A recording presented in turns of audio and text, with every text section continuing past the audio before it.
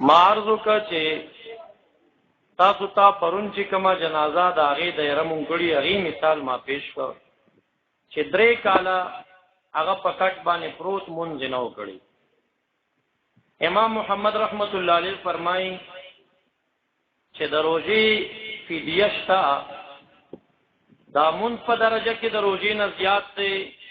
پکار دا ده چې د روژې مانځه هم فدیه ورکړي. مونږ د خدای تعالی نه د مانځه په بدل کې د فدیې د قبولۍ امید لرو. کم خلک چې ځان ته احناف وایي، د امام صاحب مذهبیان وایي، نو هغوی ته پکار دي چې د خپلې فقه اقوال راواخلي.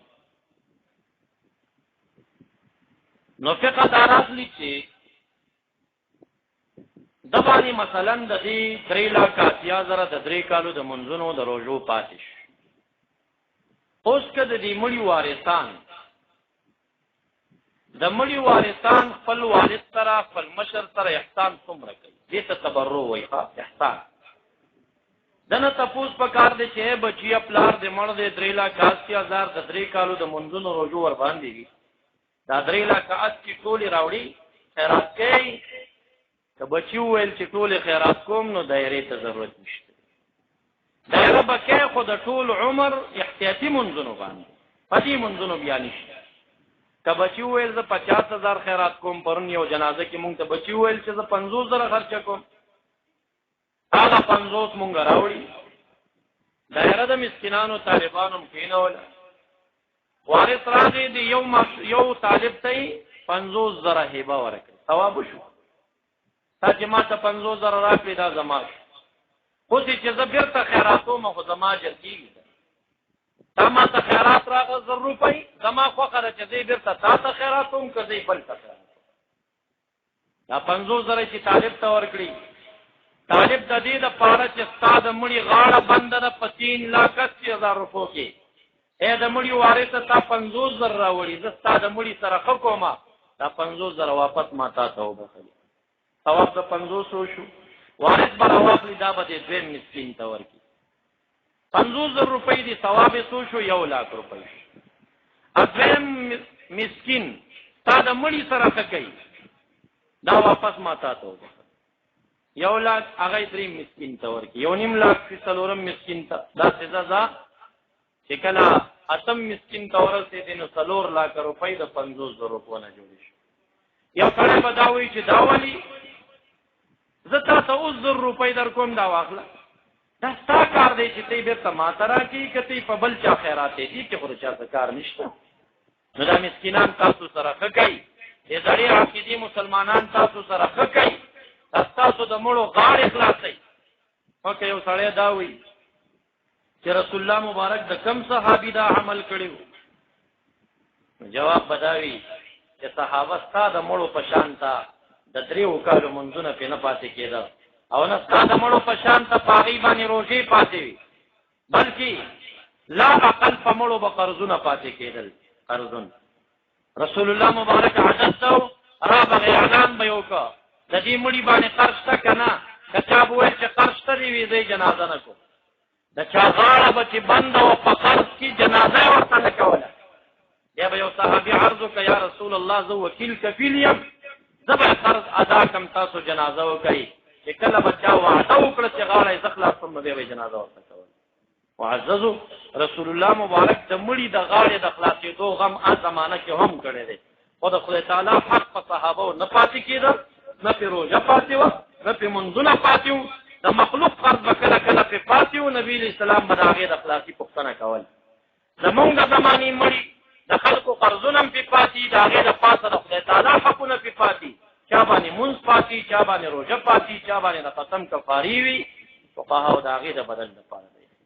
کله چې د عمر فاروق صاحب زمانه راغله، د عمر فاروق صاحب په زمان کې فتاوا نوازل لیکلي دي، خو اوس وخت کې د کتابونو نه غلا شروع ده. 3 جلد فتاوا نوازل قصه خانه کې ما واخیسته، بیروت چاپ. 1/8 صفحه مې چې کولو کړه، مسله پکې نه وه. بیرته مې واپس کړم، دا کتاب ستا شو.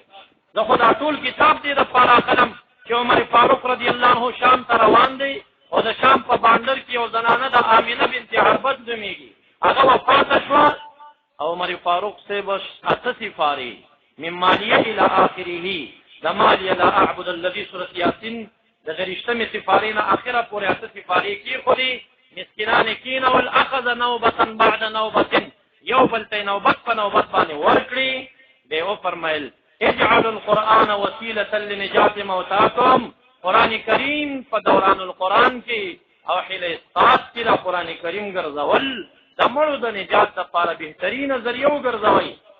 صاحب د دې کتاب ابو الليث سمرقندی د ډیرو متقدمین او اسلاف فقهاء هغه لیکي فصار هذا اصلا لدوران القرآن في حيله الاسقاط د عمر صاحب دا عمل د قرآن کریم په دایره اسقاط کې د ګرځولو د لپاره یو عظیم دلیل جوړ شو چې قرآن کریم لیکي خو دلی شي.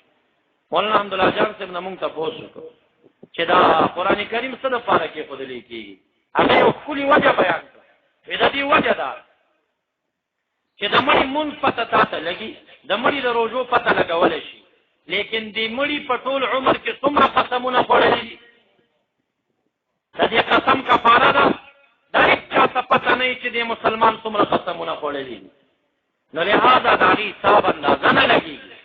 نو قرآن کریم دې دپاره چې ښودل کېږي چې قرآن کریم یو خواته قصهخانه کې په 150 روپۍ خرڅېږي خو د دې یقیني قیمت دا تمامه دنیا چې یو ځای کوي د قرآن کریم قیمت پې نه پوره کېږي. نو قرآن کریم دې دپاره دی یا الله د مانځو د روژو حسابي ما وکړه خو چې د څومره قسمونه خوړلي او کفارې څومره دي نو که یا الله د دې تمامي دنیا د قیمت څومره قسمونه یې خوړلي که نه او د هغې کفارې ورباندې وي خو د هغې په بدل کې درته د قرآن کریم پاڼې اقدم د دې خاطر وکړه معافي که دی مقصد. معززو شامي زمونږ د مذهب عظیمه فتاوه ده هغه رسائل ابن عابدین کې په دې باندې رساله لیکي په دایره اسقاط مستقل کتاب لیکلی دی.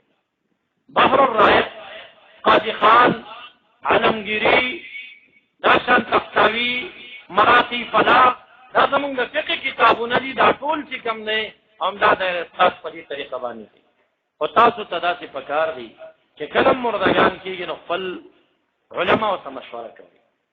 هغه عالم ته وایي چې زما د مړي دومره عمر دی د دې حساب د مونځ راته وکړه د دې د روژو حساب راته وکړه په د دومره پاتې دي هغه دومره پیسې جوړېږي راته وښایه دا حساب کوئ نو بیا دایره کوئ. خو که تاسو علماو سره مشوره نه کوئ او دوه چکې حسابونه وغلته تاو راتاو مقصد یې څه شی او زه هم نه پوهېږم ته هم نه پوهېږي دغه طریقه بیا نه ده. کوم چې فقهاو ښودلې ده د هغه طریقه باندې چې د اسقاط مونږ قایل یو او زمونږ فقهاو چې کوم دی هغه ذکر کړی دی. معزز سامعین او حضرات ورونو زما د بیان نه چوړو خلاصه دا وه چې کومو مولیانو د بیان نه شر جوړ شوی دی هغه مولیان چې دي هغوی منسوخ ایتونو پسې روان دي. کم زړې عقیدې علما ناسخ پسې روان دي. اما الذين في قلوبهم زيغ فيتبعون ما تشابه منه ابتغاء الفتنه. رب کریم فرمایي د چا زړه کې چې دین ته ټګي ده او کګلچ دی هغه قرآن کریم کې متشابه او منسوخ پسې دي او کم خلک چې هغوی زړونه روغ په هدایت دي هغه ناسخ او محکم پسې دي. تاسو هم دا دین زده کوئ د خپلو علماو نه او دا شان خپل بچي مدرسې ته راولئ خو د خپلو حقاني قاریانو سره هرې مدرسې ته بچی ملیږئ ځکه تا مقصد دا وي زه دې بچي باندې حفظ کوم سبا به زه مړ شم دا به زما قبر ته تلاوت کوي دا د مقصد دی که نه دی جواب راکوي دا دې دپاره چې ما پسې به دعا کوي دې دپاره بیا احتیاط ونه کړي د وهابیانو پنجپیریانو مدرسې ته ماشوم ولېږي ماشوم چې د مدرسې نه راشي او کله ته مړ تا پسې تلاوت ته ناروا وایي تا پسې خیرات ته حرام وایي ته پرېږده چې بل تا پسې دعا کوي هغه بل ته بدعتي وایي. نو زه وایم هغه قاري هغه پنجپیری او وهابي قاري چې ستا زوی جوړ شوی دی که د دې حفظ القرآن په ځای د بټۍ خرکار دې چې جوړ کړی وی نو تا دپاره ډېره ښه وه ځکه چې ستا خو به یې قدر کولی که نه ستا خو به یې قدر کولی که نه یو 200 روپۍ خو به یې ورځ راوړې درته که نه د بټۍ خرکار چې نه ښه د دغه قاري نه چې هغه تا پسې دعا ته ناروا وایي هغه تا پسې ختم ته ناروا وایي هغه تا پسې خیرات ته ناروا وایي خو دا نقصان مونږ او تاسو نه کېږي چې مونږ یې مدرسې ته اول بوزونه که یې بوزو بیا د مدرسې فرق نه کوو چې دا د چا مدرسه ده. نو لږ داسې جناب حافظ صاحب دا کومه خواري چې روانه کړې ده الحمدلله خپل هم صالحه دی. تاسو دې خو شا کې مولانا نور محمد صاحب دا سر رفقا قرا دې ټول کلاسونه جوړ کړی دي مولانا عبدالرازق صاحب خدمت روان کړی دی حزبی له خپل خپل عقیدوي مدرسې پیدا شوې دي لا اقل خپل بچي دوی سره کېنوي او د دوی په لاسونو باندې او د دوی د خپلونو ورته قران کریم اوخای او د خپل علماو سره وابستګي جوړه کړي د عقیدی اصلاحي او تو خبرې د خپل غاړې د خلاصي په نت مستاس او حضور کې عرض کړي الہ دیو کې چې پیدا منی وګرځيږي وما علی الا البلاغ واخر دعوانا الحمد لله رب العالمين.